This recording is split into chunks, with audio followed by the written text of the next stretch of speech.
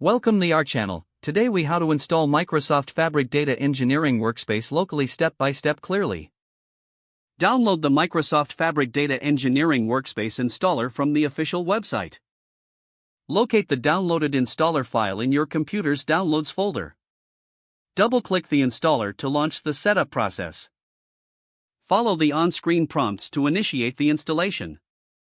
Review the license agreement carefully and click Accept to proceed. Select the installation directory, or use the default location provided.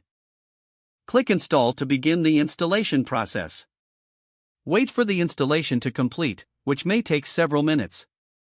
Once the installation is finished, click Finish to exit the setup wizard. Open the Microsoft Fabric Data Engineering Workspace application from your Start menu or desktop shortcut. You may be prompted to sign in with your Microsoft account. Enter your credentials and click Sign In. Upon successful login, you'll be greeted with the Workspace dashboard. To create a new project, click on the New Project button. Enter the required details for your project, such as project name and description. Select the relevant data sources you want to connect to. Once configured, click Create to set up your new data engineering project. Explore the Workspace's features to familiarize yourself with the tools available.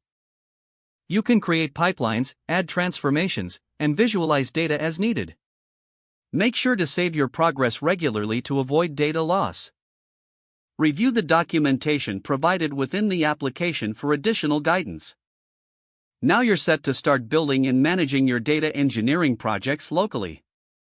If the page does not load, refresh the browser or try again in a private or incognito window.